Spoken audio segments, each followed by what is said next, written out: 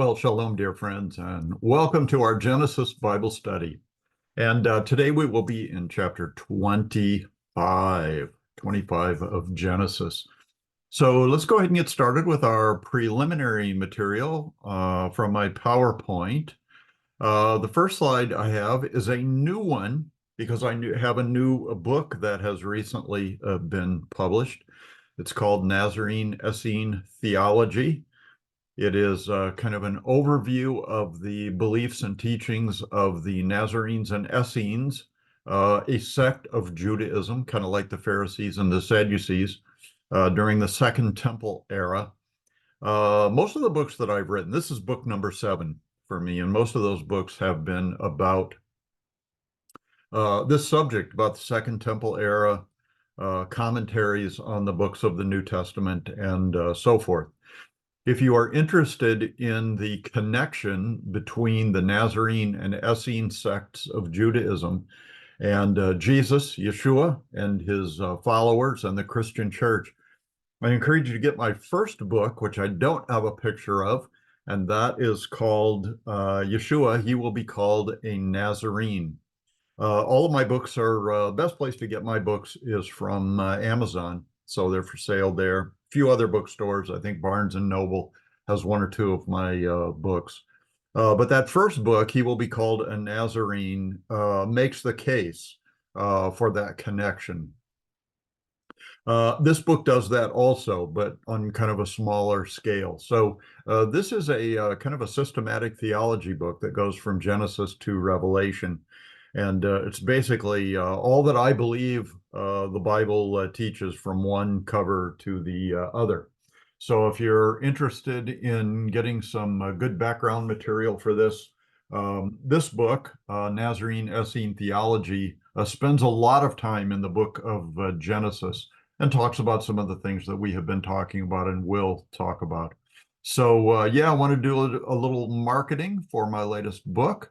We'll continue on with our Bible chart from Alfred Eads' book of Bible charts, dispensational charts, representing a dispensational theology kind of understanding of the books of the Bible that we have been studying. So I think this is the third or fourth chart that we have used, maybe even more charts than that, covering the various dispensations or historical periods of time in the Old Testament. So this one goes from the call of Abraham by God when he lived in Ur of the Chaldeans.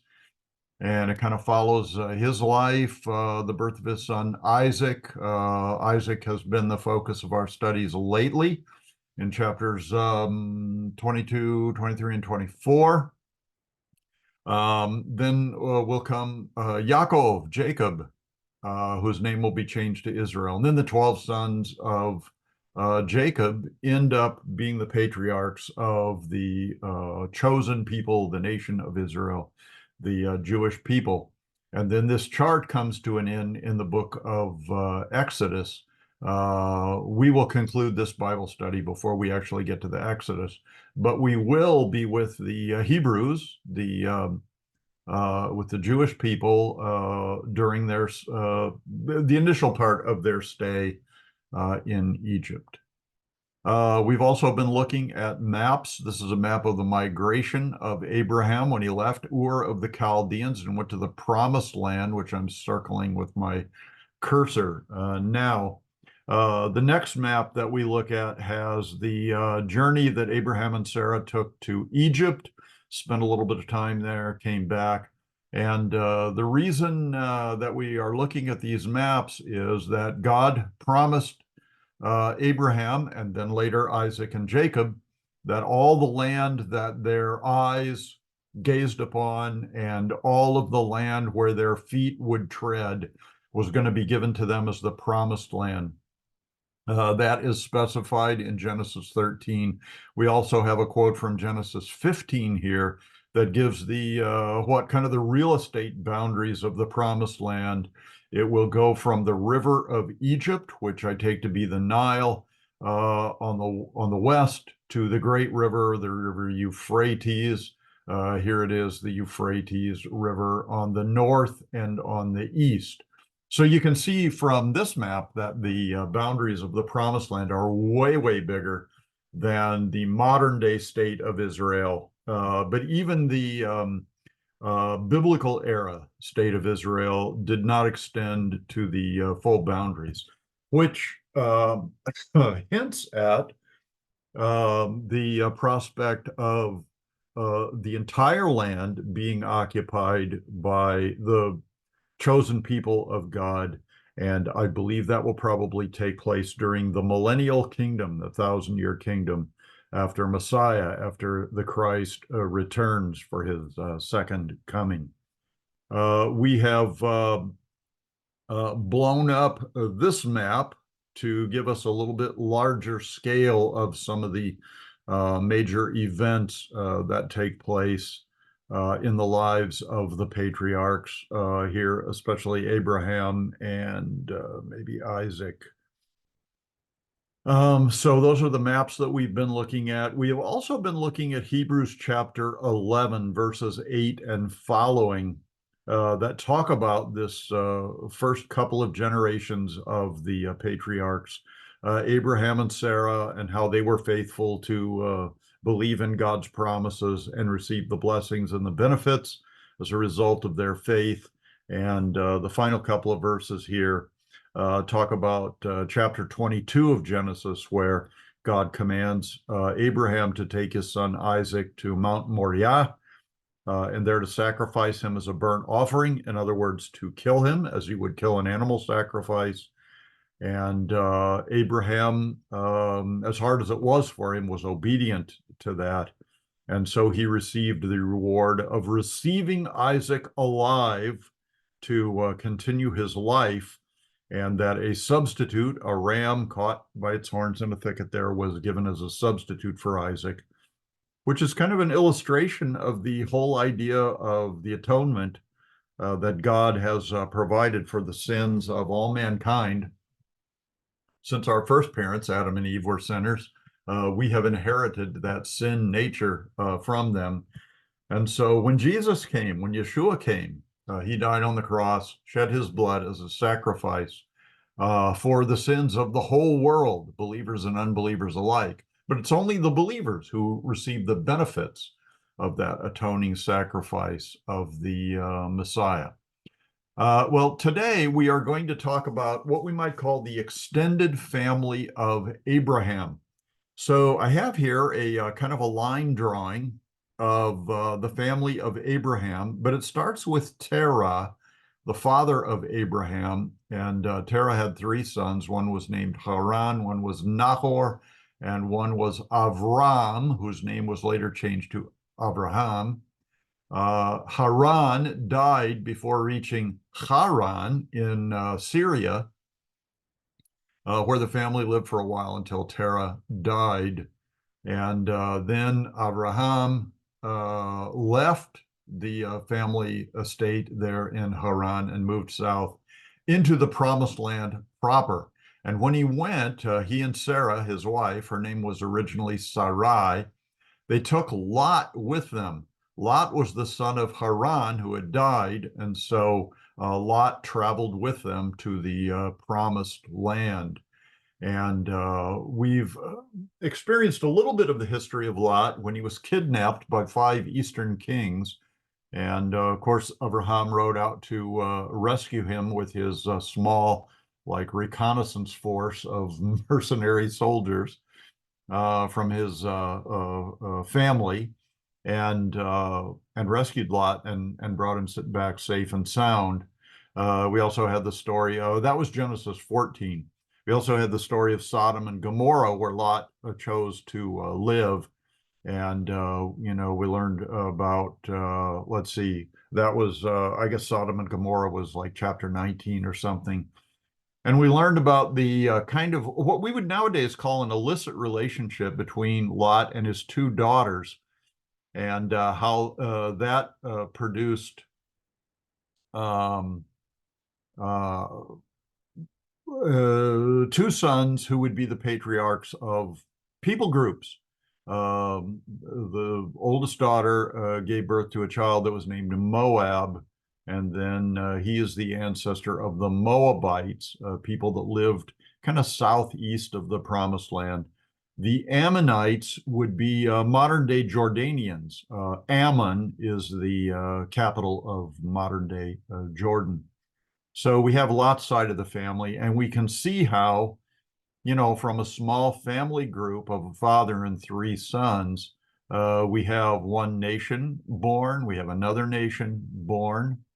Then Nahor is the father of Bethuel, and we learned that Bethuel, in Genesis 24, we learned that Rebekah, who was the wife that God chose for Isaac, was from this branch of the family, the branch of Nahor, through Bethuel. Rivkah was born, and she had a daughter named Laban that we will encounter later in the book of Genesis. But like this branch of the family tree is going to, in kind of a circuitous way, is going to circle back here to Jacob and produce the nation of Israelites. Jacob's name is changed by God to Israel, and then the country is named after Jacob, the Israelites. Today we are going to, we have spent most of the time in Genesis studying the story of, or at least since Genesis 12, the story of Avram and Sarai. Well, in chapter 23, Sarai dies, buried. So Abraham is a widower now. And so in the last chapter, he sends his servant to go get a wife for Yitzhak. Turns out to be Rebecca. And we are going to learn today about the, spoiler alert here, the two kids that Rebecca gives birth to, Jacob and Esau, or Esav. We are also going to learn, or we have already learned, that Avram also had a child named Ishmael by Hagar, who was Sarah's maidservant in the household. She was from Egypt. Her child Ishmael became the ancestor of the Ishmaelites. You can see his name, Ishmael, in the Ishmaelites. They later became the not the Moabites, the Midianites. Midianites and Ishmaelites live in about the same territory. The Ishmaelites, I guess, would be those who were directly in the genealogy of Ishmael. Then we're also going to find out that Esau has children, and they become the Edomites. So they live down there, I believe it's to the south of the Moabites, still southeast of Israel. The Ishmaelites kind of far south, down closer to the what would it be? The Gulf of Aqaba, part of the Red Sea. So the far south. One of the things that we will notice is that all of these, the Moabites, the Ammonites, the Edomites, the Ishmaelites, and later, today we're going to learn about another marriage that Abraham had with a gal named Keturah, and she has a lot of children by Abraham, and they become the ancestors of what I would call the Arab people. The people who lived probably to the east of Jordan in what would be now modern day Saudi Arabia and Iraq. So all of these different relationships, except the one that Abraham had with Sarah, turned out to be the people groups that are now hostile towards the modern day state of Israel, Israel being the descendants of Abraham and Sarah through Isaac and Jacob. But all these other countries are kind of at war with them and have, in recent history, since 1948, have fought wars with Israel and have lost those wars. And I think we can say the reason for that is because God is on the side of his chosen people, and he fights their battles for them. So let's go ahead and dive into our text for today, Genesis chapter 25. Verse 1, Abraham took a wife, and her name was Keturah. Now, what follows is a lot of I was going to call them Hebrew names, but they're probably not. They're probably like Arabic names, Arab names. We'll call them Semitic names. And a lot of people like to avoid these. They don't even try to pronounce them because they're so weird sounding. I mean, there's no Bobs and Bills and Marys and Janes and stuff like that. It's all these Semitic names. But I want to give you a little lesson, maybe, if you're interested in knowing how to pronounce these names so that they sound Semitic. They don't sound like an English speaker trying to pronounce foreign language names. I can give you a few hints and that'll aid you in pronunciation. The first thing you need to be aware of is that there is no J letter or J sound in Hebrew or Arabic. I don't think there's a J sound in any of those Semitic languages. So there's no J. So you won't encounter one here, but you will encounter a lot of names that begin with an I or have an I in them. And for example, this name that I have highlighted over here starts with this little tiny letter that looks like a apostrophe. That is a yod. It's the smallest letter in the Hebrew alphabet, and it makes the Y sound. Um, uh, if this were spelled in English, it would, well, it is being spelled here in English. A lot of these Y sounding names, like Yahweh, the sacred name of God, starts with a yod, starts with a Y sound. But in English, it sometimes comes across as Jehovah or something like that, a J sounding word. We will encounter Yaakov's name. That begins with a yod also, and usually comes across in English as Jacob. And of course, we have James and Jesus. All those names started with a Y sound. So this is going to be a Yishbak. Yishbak. So if a name starts with a capital letter I, it's probably a Y sound. Another letter you want to be aware of is the R sound. In English, we pronounce it as kind of a kind of what would that be? Like a labial sound. And it doesn't sound that way in Hebrew. In Hebrew, the R is pronounced kind of at the back of the throat, and it comes across as ra, ra, like that. What else? If we have a vowel in a word that is an I, like in this name right here, the I is pronounced E, like a long E sound. So this name, it looks like in English it would be Zimran is Zimran, Zimran. The other thing to be aware of is if we come across names or words that have blends, and let me see if I can find one. Like here is a UA sound, kind of a blend that in English we would pronounce shua. Well, actually, that's the Hebrew pronunciation. But a lot of these names, if there's kind of a blend, if there are two vowels close together, and of course, I'm not going to be able to find one now. You pronounce all the vowels. You don't, or all the letters. You don't pronounce any of them separately. In English, vowels and consonants are all written together like this, but in Hebrew, the vowels are below the line or above the line, and all you see in the big kind of bold type letters are consonants. So keep that in mind as we pronounce the names. I'll try to do my best to give you a good Semitic pronunciation of all these names of the children that Abraham bore with his wife Keturah. Keturah.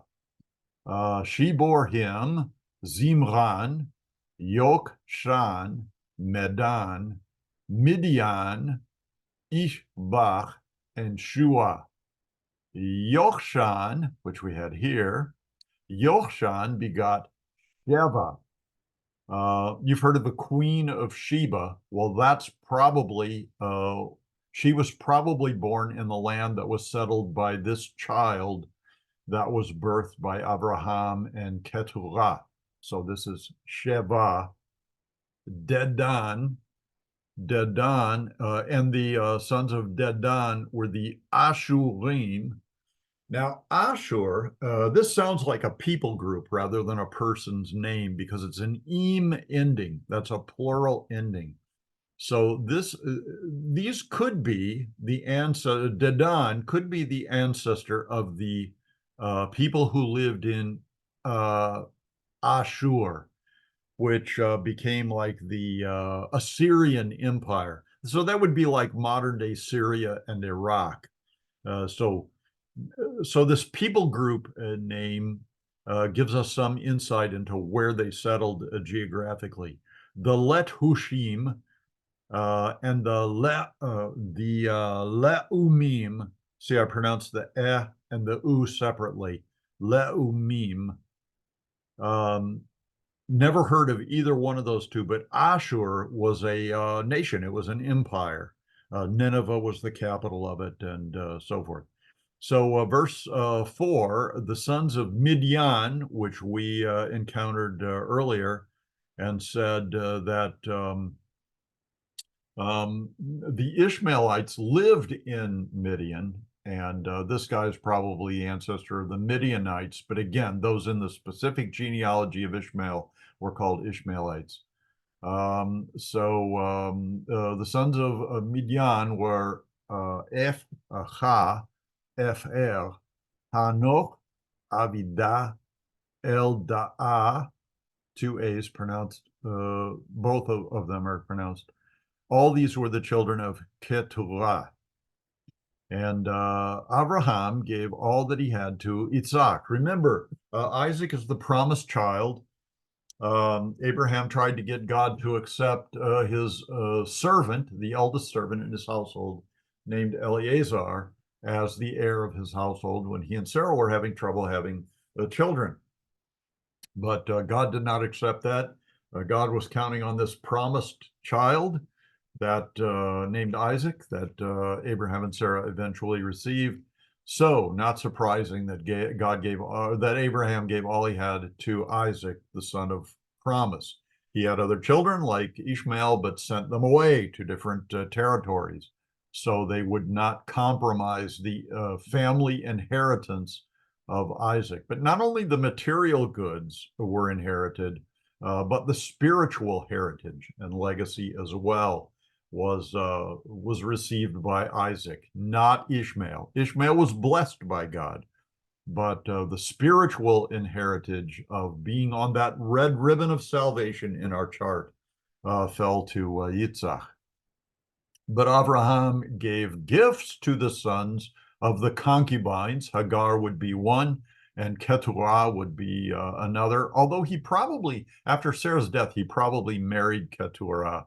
So she would probably not be referred to as a concubine. I recently heard kind of a definition of concubine that would make her like a more legitimate wife than a mistress, but at kind of a lower level than like a wife of top priority or something like that. I'm going to need to do a little bit more investigation on that. And the term for a concubine in Hebrew is Pelagashim. Pelagashim. Peleg is the Hebrew word that means to separate. So a concubine would be sort of separated from the primary marriage within the family. So Abraham gave gifts to the sons of the concubines which Abraham had, and while he was still living, he sent them eastward, away from Isaac, his son, to the country of the east. Now, in his study Bible notes, Finis Dake says that the east country refers to the east territory, east of Canaan, east of the promised land where Abraham settled. Just how far isn't stated, but we know that the Midianites, Midianites, we've talked about where they lived. The Ishmaelites talked about where they lived. Moabites talked about where they live. Edomites talked about where they lived. And the others settled east of Canaan proper, kind of running from north to south, but all of them east of Canaan. Ishmael may have settled a little bit further west than those groups, but mainly further south than any of those groups. The terms people, children, and men of the East are used of Abraham's own people in Mesopotamia and used of various unknown people who cooperated with the Ishmaelites or with the Midianites against Israel. They used of Job and his kindred east of Arabia, used of Babylon and other eastern lands. Babylon would be like the eastern portion of modern day Iraq. Also used of Persia, which is even further east of Iraq, so it would be modern day Iran. And unidentified nations east of Babylon, east of Syria, Babylon, and Persia, who will fight Antichrist and use the other people further east who will cooperate with Antichrist at Armageddon. So the East country, I would just call it Saudi Arabia, because I think these countries are all nearer to the promised land than, like, say, Iran or ancient Persia. So sent them to the country of the East. This is the sum of the years of Abraham's life, which he lived, 175 years. That still seems like a pretty lengthy lifespan. But, you know, by my reading of the Bible, I believe the rotation of the earth has been slowing down, you know, since the patriarchs were living 800 and 900 or more years. I think the rotation of the earth has slowed down. So these people may have lived more normal lifespans. And we talked about this in, what was it, Genesis chapter 5, or early on in the chapters of Genesis, that the rotation of the earth would affect the number of sunrises and sunsets that people have in their lifetimes. If it's rotating slower, then you have fewer. So 175 compared to Methuselah, who lived 969, sounds like a small number, but compared to the modern lifespan of 70 or 80 years, if you have the strength, then it seems like a pretty lengthy lifespan. So I think God has intentionally and continually, progressively reduced the angular velocity of the rotation of the Earth over time. And so even though we live in a modern, highly technological age with, you know, lots of medical technologies and medicines and things like that, we're still living pretty short lifespans compared to the biblical characters. So he lived 175 years old. Then Abraham breathed his last, and he died in good old age, an old man full of years, and was gathered to his people. I will tell you that one of the reactions I had, no matter how many times I read the Bible, whenever I read this verse, I'm always kind of saddened by this, because in reading the previous chapters, like from 12 through 25, you're getting the story of Abraham, and you get to know him kind of well, and you know, you kind of develop a relationship with him. And now you heard that he dies, and it kind of makes me sad when I read that, because I know, you know, I'll be reading about Abraham's legacy throughout the remainder of the Bible, but not about his life. So we're kind of robbed of this great hero of the faith, of God's holy word. So Abraham dies, and I feel like we should mourn him a little bit. So I'm going to be doing that. I'm going to be mourning him now. Then verse 9, and his sons Yitzhak and Ishmael buried him in the cave of Machpelah, which is before Mamre, in the field of Ephron, the son of Zohar, the Hittite. And remember, this was the plot of ground in a field that Abraham bought from Ephron. It had a cave, in it, lots of trees in it, but it had a cave in it, and the cave would be suitable, would be excellent for burial site. So that's where Sarah was buried. That's why he bought the territory to bury Sarah. And so Abraham was buried in that same cave at Machpelah. And that later becomes Hebron, the city of Hebron. The field which Abraham purchased from the sons of Het, the Hittites, there Abraham Abraham was buried, and Sarah his wife also buried in the same location. And it came to pass after the death of Abraham that God blessed his son Isaac. And Isaac dwelt at Be'er Lahai Roi. This is a place name. Be'er is a one word for a well. Ayin is another. So it's a in the south, it's down in the desert. So a well in the desert is a pretty important place. Lahai, to life. Roi is the Hebrew word for seeing. This is the place where Hagar and her son Ishmael went. I think it was the first time they were kicked out of the house. They had to go back to the household of Abraham, and then they left again after Yitzhak was born. But while they're out there in the desert, Hagar, Hagar and Ishmael ran out of water, and they figure they're going to die, so they're kind of preparing themselves for death. When an angel comes along and reveals to them that there is actually a well, there's a spring of water, so they're made aware of that. They're able to draw some water, and they go on and survive, and actually become the founders of a nation of the Ishmaelites. But I think it was she who called this place Be'er Lahai Roi, because she had seen an angel of the Lord, which might be God himself. So she had seen God, had spoken with him face to face. And it was understood in the Bible that if you saw God with your mortal eyes, that you would die from that because of his holiness and because of your sinfulness. So she was happy to get some water, but she was kind of surprised that the two of them survived the encounter. So she calls the place the Well of Living After Seeing. Is why that name was given. Verse 12.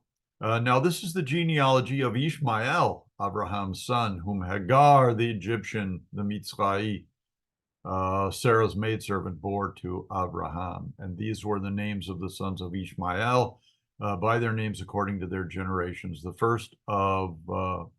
firstborn of Ishmael, Nebayaot.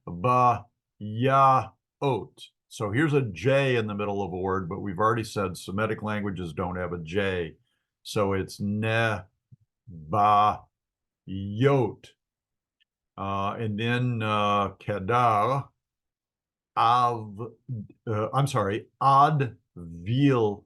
Sometimes the B can be pronounced as a V sound, kind of like the another letter called a Vav. If a B occurs in the middle of a word, oftentimes it's going to be pronounced as a V. Then you've got, we'll call him Mivshan. Here is Mivshan in Hebrew letters. If this is the letter B, and if it was going to be pronounced as a B, it would have a dot in the middle of it. Like this B has a dot in the middle of it. That's the B sound. If it doesn't have a dot, then it's pronounced as a V. So this is Mivsam. Mivsam. Mishma is another one. Duma, Masa, Hadar, Tema, Yetur. Here's a name that begins with a J, but there's no J sound in Semitic languages, so it's Yetur. Let's see if I can find this one. I need to scroll down a little bit. Let's get Yetur over here. And it does start with a Yod, which is a Y sound. Then we've got Nafish and Kedemah. These were the sons of Ishmael, and these were the names of their towns and their settlements, 12 princes according to the nations. And this was one of the things that the angel indicated to Hagar and Ishmael when they were finally expelled from the household, that God would bless Ishmael and make him the father of a nation too. In fact, quite a few nations. So these were the years of the life of Ishmael, 137 years, and he breathed his last and died, and was gathered to his people. So now Ishmael dies. But because he's not among the chosen people, I guess I don't mourn Ishmael as much. Ishmael, about the worst that the Bible says of him is that he was teasing Isaac, the child of promise, and gets kicked out of the house for it. So he gets kicked out of the house, for teasing the promised child, the Holy One, and he gets kicked out of the house because his grand no because Sarah was envious and kind of hostile towards his mom Hagar, and so he suffers because of that. But I mean, this situation does create hostility between the Ishmaelites, which would be the Midianites, and the people of Israel, but not as much hostility as some of these other countries, Middle Eastern countries, that we're reading about their founding now. Verse 18, they dwelt in Havilah. Now, Havilah is an interesting place because nobody really knows where it is. But it is mentioned in Genesis chapter 2 when the Bible talks about the Garden of Eden and the fact that it had 4 rivers running out from Eden and watering basically the entire Middle East. 3 of those rivers are known. One is the Tigris, one is the Euphrates, one is the Gihon, which may be related to the Gihon Spring, which provided water for the city of Jerusalem. And then, of course, those waters ran down the Kidron Valley, down into the Dead Sea. But the Pishon is the 4th river, and nobody knows exactly where it goes or where it was located. But it watered the region of Havilah, and here Havilah is mentioned again. It says as far as Shur, which is east of Egypt as you go towards Assyria. So if you went down to the Nile River and started walking eastward towards the promised land, you would come to Shur, which is in like the southwest of the promised land, going in the direction of Assyria, which is the northeast. So Shur is northeast of Egypt proper, like the built up, the civilized, cultured part of Egypt. And anyway, Ishmael died in the presence of all his brethren. And this is the genealogy of Yitzhak, Abraham's son. So we're going to genealogies of like all the descendants of Abraham, because Abraham has now died. This is a genealogy of Yitzhak, Abraham's son. Abraham begot Yitzhak. Short genealogy, right? One kid. But there are more to come, because this chapter will also tell us not only about the marriage of Isaac and Rebecca, but also we're going to be introduced in this chapter to their sons. Yitzhak was 40 years old when he took Rebecca as a wife. We knew that already, that he was 40 years old when Abraham, at God's incentive, found a wife for his son Isaac. It was Rivka, the daughter of Bethuel, the Syrian of Padan Aram. Aram is the Hebrew word for Syria. Padan. What does Padan mean? Padan. Not sure. The sister of Laban. Rebecca was the sister of Laban. Jacob is going to encounter his father-in-law. Father-in-law? Grandfather. No. Father-in-law. Yeah. No, not father-in-law. Anyway, he's gonna encounter Lavan, the Syrian. I'm terrible with genealogies, with family trees. Now Isaac pleaded with the Lord, with Adonai, with Yahweh for his wife, because she was barren. Now, one of the interesting things about the genealogies of the patriarchs is we are constantly encountering barren women throughout the Bible, but especially it seems in the the red ribbon of salvation, and God chooses women who are barren to be part of this covenant of the coming Messiah, which requires childbirth. The Messiah is eventually going to be born into this family. So we've already encountered Sarah. And what about Sarah? She was barren for 25 years until God gave her a miraculous conception and birth.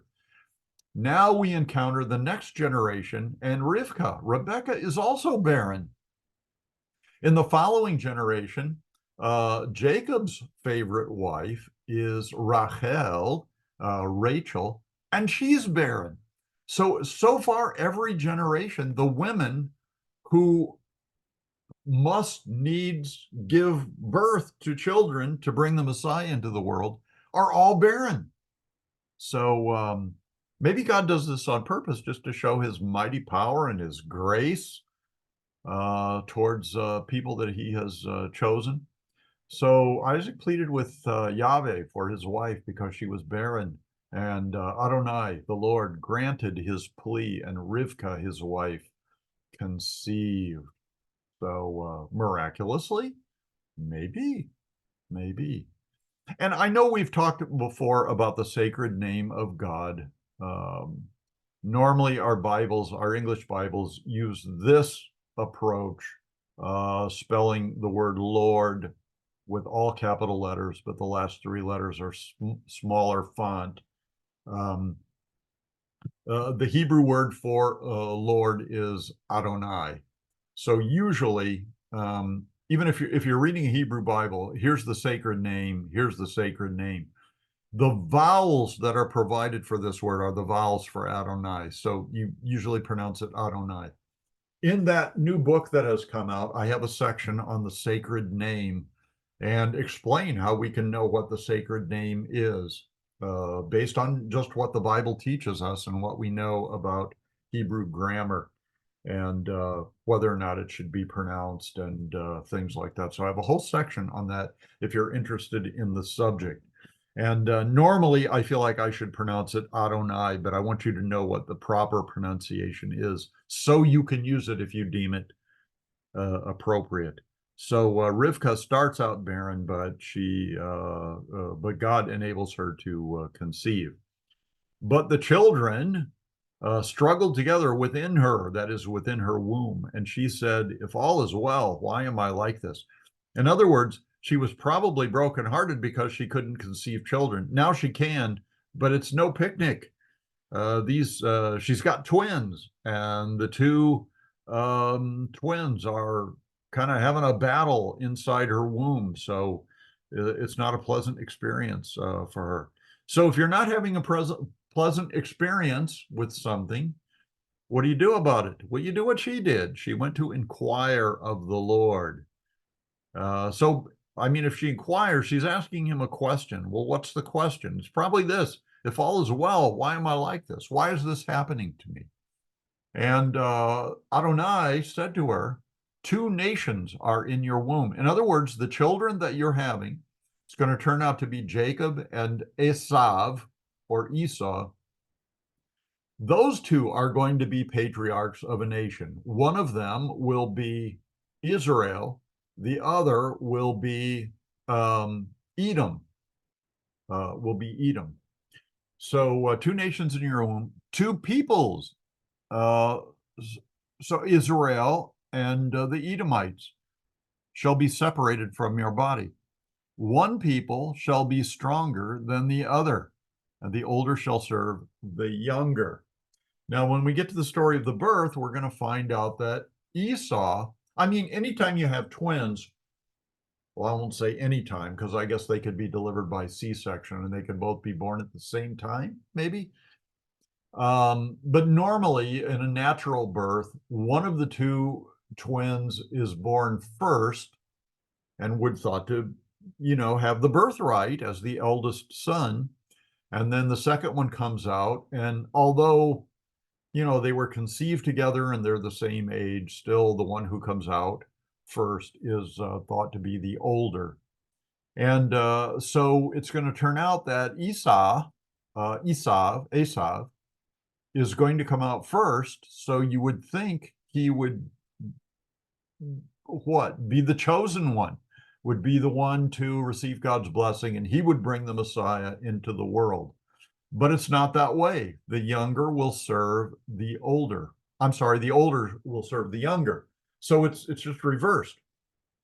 And this is another phenomenon we're going to encounter constantly in the Bible, that the oldest son of the family is not the one God chooses. So God chooses Judah to be the family the Messiah is going to come through, but Judah's not the oldest son. He's like the fourth oldest son. And who else? Like David is chosen to be king, but he's the youngest of Jesse's sons, Yishai's sons. So this is constantly happening, and it's going to happen with Esav and Yaakov too. Esav is born first, but Yaakov is God's choice. And I mean, when it comes to character, if you compare the two, you'd probably choose Esau. Um, Jacob is kind of a dirty rat, but the reason God picks him is because of his faith. And Esau will demonstrate by choices that he makes that he doesn't have the faith that God can use to make him the child of promise. And we'll talk more about that when we come to it. But if you're kind of a dirty rat too, like I am, you could take heart in this, because if you believe in God, he can use you because of your faith. And he, by walking day by day with you throughout your life, can make you less of a dirty rat as time goes on, as we are transformed by his Holy Spirit and the renewing of our minds by the Word of God, either spoken to us or written in the Bible. So the older will serve the younger. It was kind of the same thing with Ishmael and Isaac, because Isaac was the youngest child, but still he was the one that God chose. So when her days were fulfilled for her to give birth, this is talking about Rivkah, indeed there were twins in her womb, and the first came out red. The color red is Adamah, is Adamah. It's also the word for the earth, which is kind of a brown or kind of brownish gray, reddish gray color. But especially out in the area of Edom, the soil is very red, like Petra, the ancient city of Petra, is the soil is very red there, kind of like the red soil in Georgia, in America. So let's talk a little bit about this color and things that are associated with it. First of all, the three-letter root is Aleph, or A, Dalet, or D, and Mem, or M, the M sound. Adam, ADM, is the name of the first man, Adam. And God made him out of the Adamah, out of the dust of the earth, the dirt from the earth. And now we've also learned that it's the name of the color red, or reddish, kind of ruddy in complexion. Let's see what Dake has to say about this term red. Admoni, reddish or ruddy. He was covered all over with red hair, or was red in complexion, and had hair all over his body. That's all we need to read about that. Another person who is described in this way is David, king of Israel. So it's kind of in the family line, isn't it? The red hair and the kind of ruddy skin, kind of reddish colored skin. So all of the Bible characters, including some key ones like Esau and King David, were not these dark olive-skinned Middle Eastern people that look like the Arabs of today. Black hair. They had different colors there. They had Jews had red hair and so forth. So anyway, yeah, he came out red. He was like a hairy garment. The Hebrew word for hairy is se'ah, and that can refer to like the head on your hair or like body hair, like fur on an animal. Some people have more body hair than others do. But in his case, it was, he had a lot of hair on his body, maybe long hair on his head, and the color was red. So he was like a hairy garment all over, and they called his name Esav. I know it has a U here. There's also an argument that is made that during the biblical era, that the Hebrew letter Vav, which is the letter that it's a straight up and down. It looks like an I with a little hook on the top. It's called a Vav in modern Hebrew, and some scholars, in fact, I would say most scholars, think that the Vav was pronounced as a U or a W sound. So that's where we get Esau instead of Esav. Those Bible scholars would pronounce his name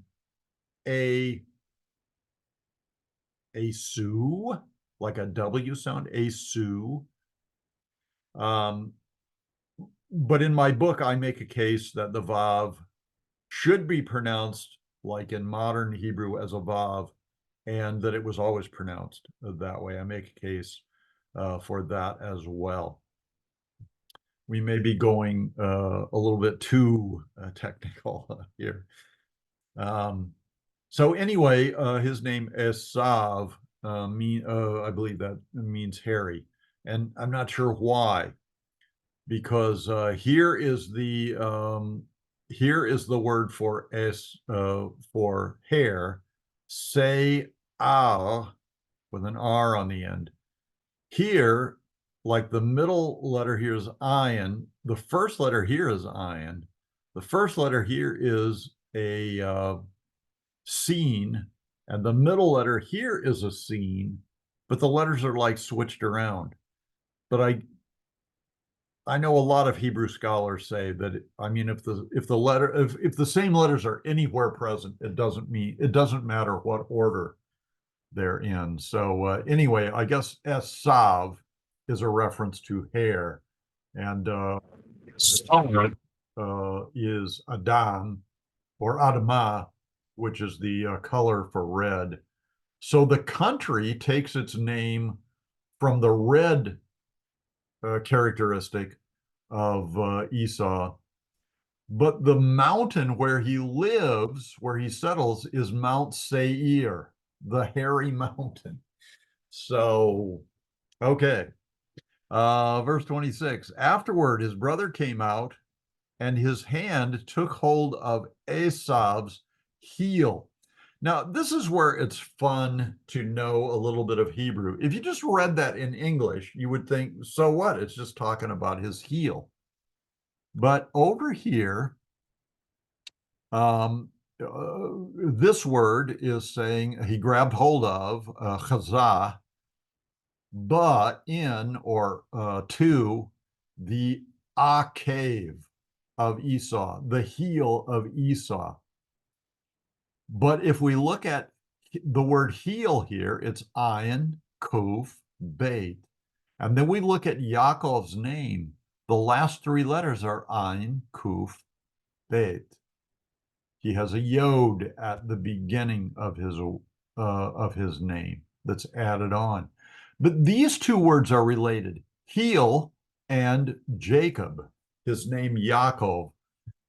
Heel is Akev, and Yaakov is Yaakov. So those two words are related.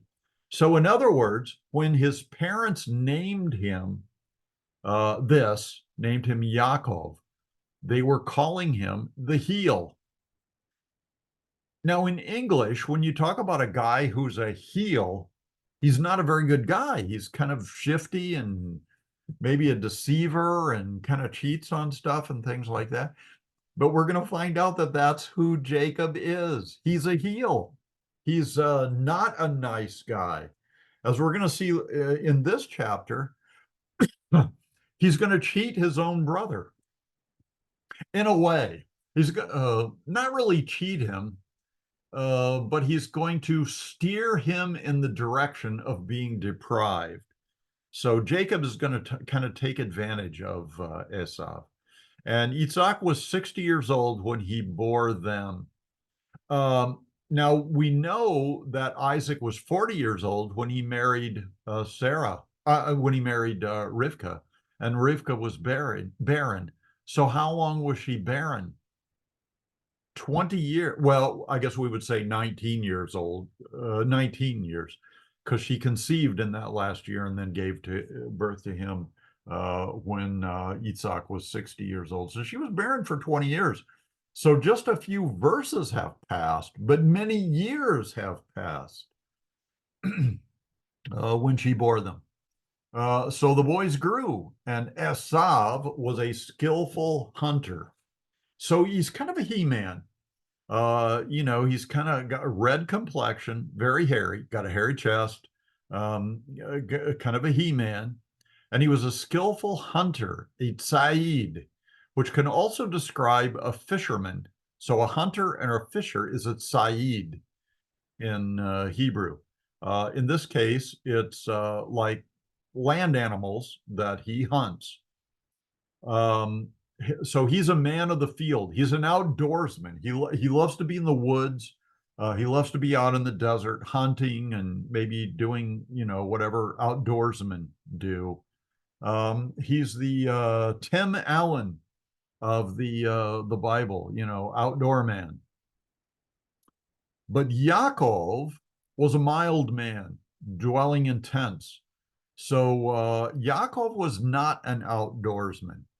And one of the skills that he developed, as we're going to find in the next few verses, is he becomes a chef. He becomes a cook.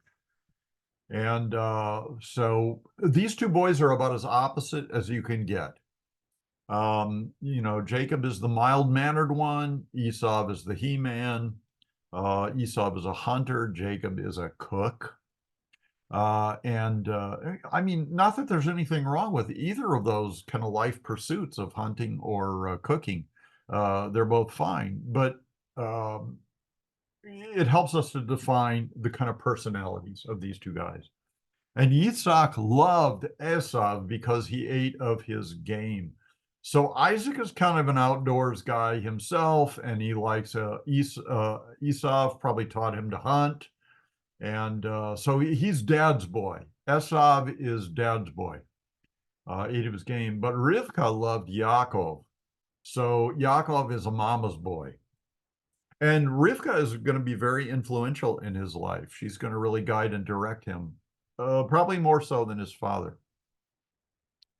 Now, Yaakov cooked a stew, a nazid, which is like, you boil some broth in a pot and then you throw all kinds of goodies in there, beans, lentils, peas, veggies, whatever you got handy from your garden, you throw that stuff in there and you make a delicious stew. And Esav came in from the field. What do you think he was doing in the field? He was out there hunting. And, he may have even been successful, but it's going to take him some time to butcher his animal and then, prepare it for a meal. And he's famished. So he was weary. Ayef in Hebrew, he was weary. So he comes in from the field. If he was successful, he probably had to gut the animal in the field and then kind of drag it back, or, maybe put it on his donkey or something like that to come back. So he's been doing a lot of strenuous stuff. Hunting is strenuous, especially if you get a kill. It's very strenuous. The gutting, the butchering, all the prep that must be done, and dragging the animal out of the wilderness. That's tough stuff. And Esav said to Yaakov, "Please feed me with that red stew." Now he didn't use the word stew. The previous verse uses the word stew, nazid, but Esav does not use the word stew. In our English Bibles, it's in italics, which means it's not in the original language. So nazid is not in this verse, but the word red is.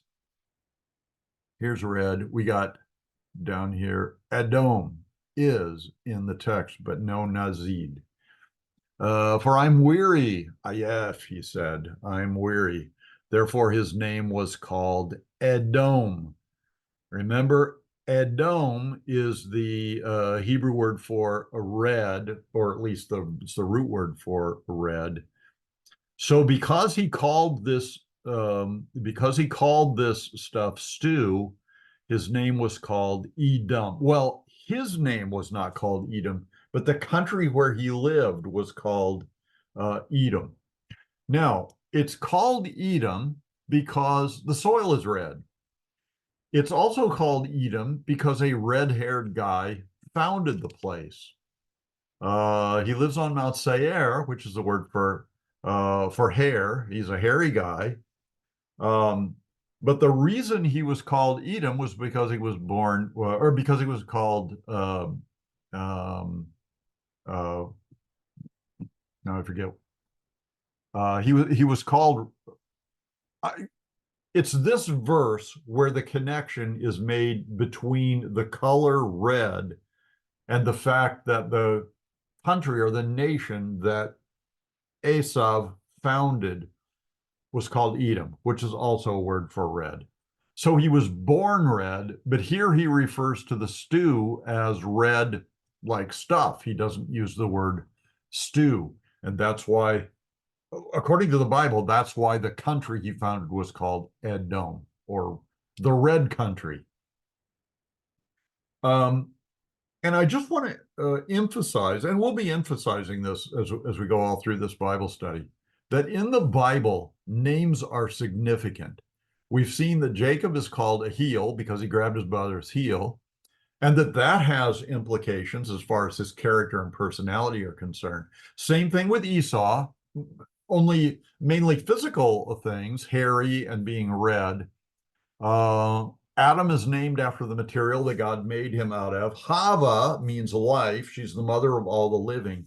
Yeshua, his Hebrew name, Jesus' Hebrew name is Yeshua, and it means salvation. Technically, it means Yahweh is, I should say Yahweh is salvation. And that's who he is. I mean, that's the most important thing about him, is that he is the Savior. So these names are really significant.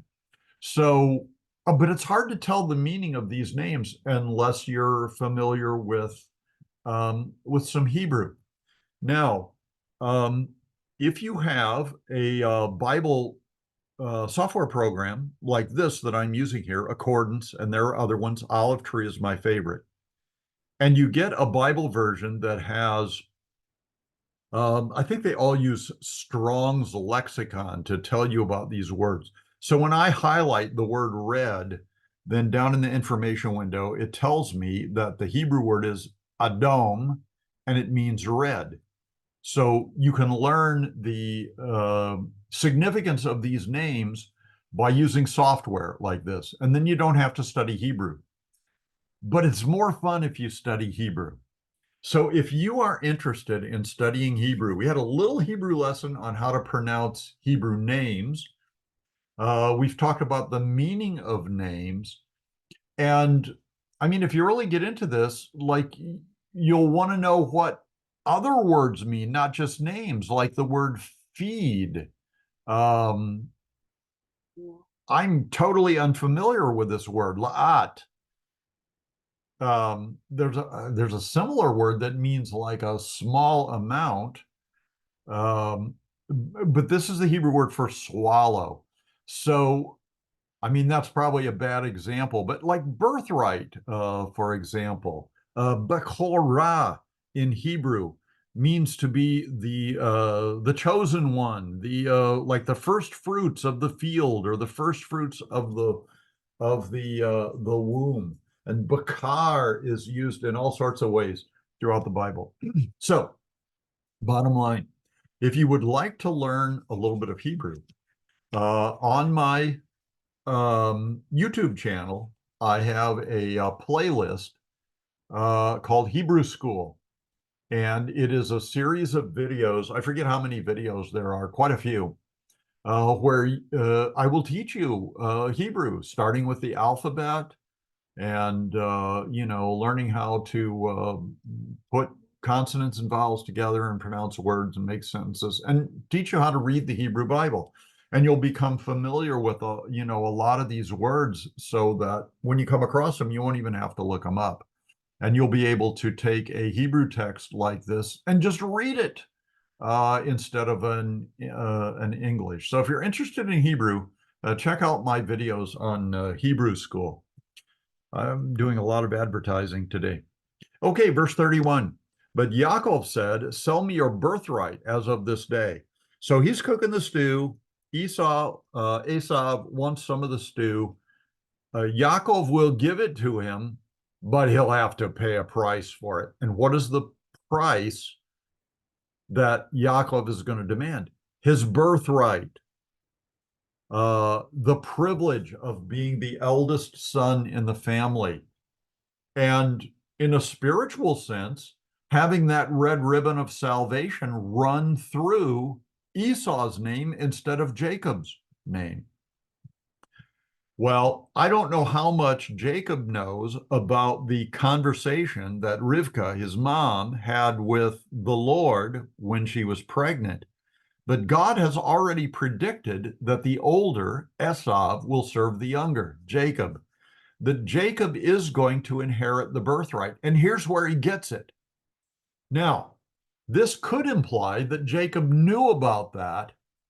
He knew about the fact that God had predicted that he would um, kind of be the master of his older brother. His mom could very well have told him that. And so when he encounters this situation, he sees this as his opportunity to fulfill that prophecy. In which case, these words that he speaks to his brother would be intentional and kind of manipulative, which fits with Jacob's character. But it may be that there was just a little bit of hostility between himself and his brother, and he says this not even knowing the implications of what he's saying, that he's fulfilling prophecy, but he doesn't even know it. Prophecy is a tricky thing like that because the only person who knows the future ahead of time is God. And those people to whom he gives the gift of prophecy, so they can know the things of the future ahead of time as God reveals them to them. So, did Jacob know he was fulfilling prophecy, or was he completely unmindful of the fact? But anyway, this is where the exchange takes place. This is where Jacob becomes the firstborn, or at least, although he wasn't biologically and physically the firstborn, um, he inherits the rights. He doesn't inherit them. He buys the rights, the birthright of the oldest son. And Esau said, look, I'm about to die. So what is this birthright to me?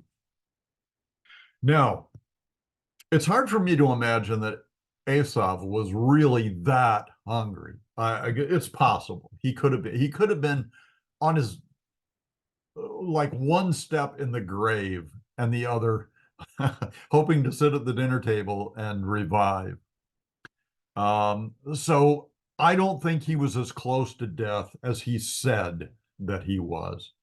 I think he was probably trying to persuade his brother to be generous and have mercy on him and give him something to eat so that he would feel better.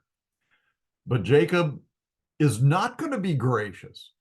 Giving him stew because he paid you for it is not gracious. It's a business transaction. So we learned something about Jacob in this exchange. He is a heel. He is a kind of a trickster. In a sense, sometimes he's a deceiver. But we also learned something about Esav. In the biblical era, and even in modern times, being the oldest child, especially the oldest son, has its advantages. And it's something to be highly valued. Maybe more so then than today, but still highly valued. And Esau is willing to give that up for a bowl of soup. So he doesn't have a high regard for his birthright. And in fact, the Bible, there may be, there's a passage in the Old Testament, and I'm not sure where it is, but it's also mentioned in Romans chapter 9 in the New Testament, where the Bible says that Esau despised his birthright. I may be able to find a link to that here. No, it's not mentioned here. I was looking for the Old Testament. I was looking for the Romans passage too, but it's not mentioned here in Dake. Usually that stuff is. Okay, Romans 9, 12 through 13. So, okay, Romans 9, 12 through 13. And this is a quote of an Old Testament passage, but I'm not sure where it is in the Old Testament. Is it First Chronicles 5?